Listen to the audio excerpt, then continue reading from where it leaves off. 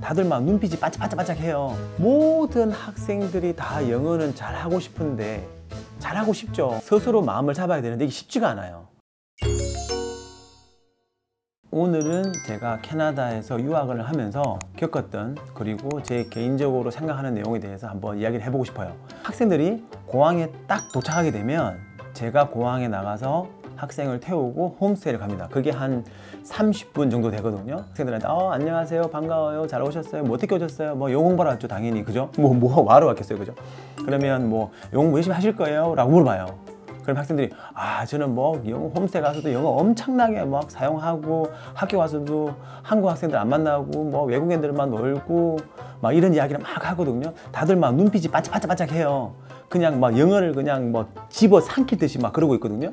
모든 학생들이 캐나다 갔을 때 본인 같은 눈빛이고 본인 같은 의지를 가지고 다시 시작을 한다. 하지만 내가 한 3,000명 정도 학생들을 갖다가 만나보니 그 학생들 중에 한 80% 정도는 본인이 하고자 했던 목적 달성을 못하고 돌아가는 경우가 많고, 나머지 한 20% 정도는 본인이 하고자 했던 것들을 갖다가 다 이루고 돌아가는 학생들이에요. 자, 그러면 80%가 제가 봤을 때는 정상 같아요. 이 학생이 정상이야. 왜? 사람이잖아요. 사람이기 때문에 좀 흐트러지기도 싶기도 하고, 뭐 좀 누워있고 싶기도 하고, 학교도 뭐 안 가고 싶기도 하고, 막 그런 상황이 발생하거든요. 그래서 제가 그러지 말아라고 미리 이야기를 해줘요. 분명히 이런 일이 학생에게도 발생할 거니 미리 우리가 알고 있으면 조금 더 방어하기가 쉽겠죠. 스스로 마음을 잡아야 되는데 이게 쉽지가 않아요. 그러면 이거는 본인이 판단하는 거예요. 본인이 스스로 결정을 해야 되는 거예요. 내가 80% 있을지 20% 있을지. 그 3,000명 정도 되는 학생들 중에서 가장 기억에 남는 친구는 이 학생인데, 이 학생 같은 경우는 제가 봤을 때는 영어를 제일 잘하는 것 같아요. 영어를 제일 잘하는데 ESL 수업은 제일 오랫동안 들었어요. 한 6개월 정도 들을 때 제가 이야기했죠. 영어도 완벽하고 레벨도 많이 올라갔으니까 다른 과정으로 넘어가는 건 어때? 라고 했더니 저는 아직 영어 많이 부족한 것 같아요. 너 안 부족한데? 아니요, 많이 부족해요. 그래, 그러면 저 6개월 정도 더 어학연수 해야 될 것 같아요. 그러면서 6개월 하고 또 6개월 또 한 거예요. 1년 했죠. 야, 이제 너 이제 다른 과정으로 넘어가자, 컬리지 가자 라고 했더니 그 친구가 아직도 제 영어가 부족한 것 같아요 라고 하면서 한 3, 4개월 정도를 더 했던 걸로 저는 기억하거든요.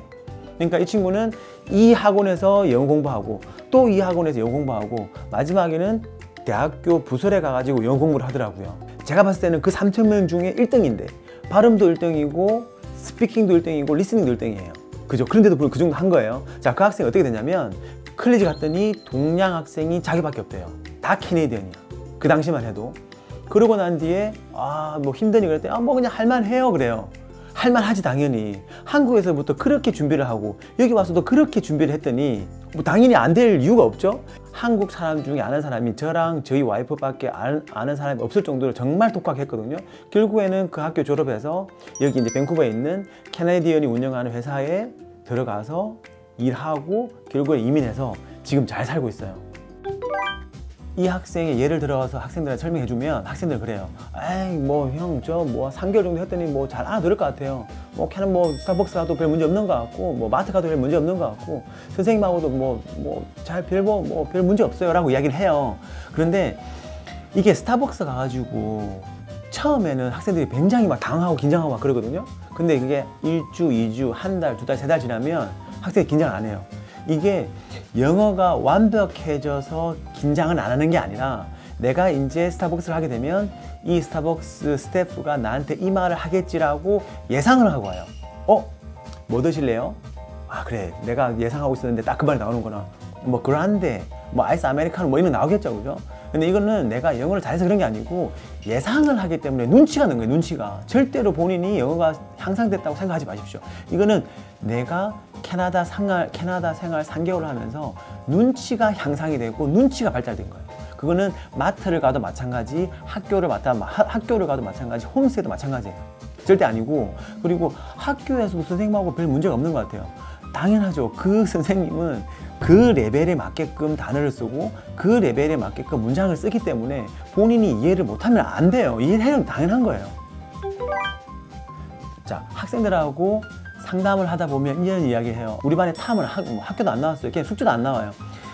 그런데 사실은 학생이 경쟁을 해야 되는 상대는 그 반 10명 정도 있는 반에서 걔가 학교를 나오고 안 나오고 숙제를 해오고 안 해오고 거기서 막 나 스스로 막 우쭐해가 할 게 내가 아니고 지금 이 시간에도 하버드, 뭐 스탠포드, 예일, 옥스포드 니랑 똑같은 나이 또래 애들이 영어 공부를 하고 있고 걔들은 영어 공부 아니고 학과 공부를 하고 있다.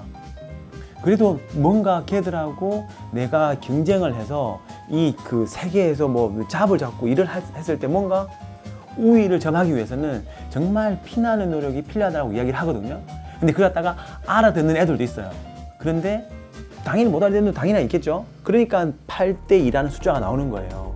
제가 여기서 스피킹하고 리스닝 학원을 운영한 적이 있었거든요. 그래서 제가 사실 리스닝 교재가 있어요. 카페에다가 학생들 중에 리스닝 공부를 열심히 하고 싶은 학생이 있다 그러면 댓글을 달아주세요. 제가 개인적으로 이메일을 보내드려 가지고 리스닝 교재를 보내드려서 다 해가지고 보내주시면 다시 답장을 주시면 제가 채점을 해서 아니면 뭐 채점을 해서 다시 돌려드리겠습니다 라고 했거든요. 사실은 그걸 하기 위해서는 저는 리스닝 파일을 보내야 되고 그 파일을 가지고 딕테이션을 할 수 있는 또 파일도 보내야 돼요. 100명의 학생들한테 진짜 일일이 보내기 위해서는 엄청난 시간을 보냈거든요. 그걸 하려고 그러면 학생 입장에서도 나는 딕테이션 하려고 그러면 그 리스닝 파일을 플레이 버튼을 누르고 이걸 또 프린트아웃을 해서 다 받아쓰기를 해야 돼요. 그러면 몇 명이 왔을까요? 정확하게 100명 중에 3명 왔어요. 3명. 그러니까 무슨 이야기냐면 모든 학생들이 다 영어는 잘하고 싶은데 잘하고 싶죠. 잘하고 싶은데 그에 대한 노력과 그에 대한 끈기가 없다라는 이야기예요. 그럼 8대 2였지만 여기는 완전 97대 3이거든요. 더글라스, 뭐 랑가라, BCIT, UBC도 마찬가지예요. 저희는 사실은 쉽게 들어갈 수 있는 방법들을 잘 제공을 하잖아요. 너무 잘 알거든요. 기술을 알고 있으니까. 근데 학생들이 어쨌든 그 영어 기초를 배우기 위한 시간들을 생략을 하고 그 기술만 배워가지고 학교 입학을 하는데 결국에는 들어가서 힘들고 제대로 에세이도 안 써지고 제대로 그룹 활동도 안 되고 아무것도 안 돼요. 자, 졸업은 어떻게든 해요. 왜? 결국에는 학교들도 어쨌든 돈 버는 거기 때문에. 자, 졸업을 하고 나서 결정적으로 우리는 최종 목표는 여기에서 좋은 직장을 잡고 잘 자리를 잡는 거잖아요. 영어가 안 되니까 결국에는 또 취업이 안 돼요.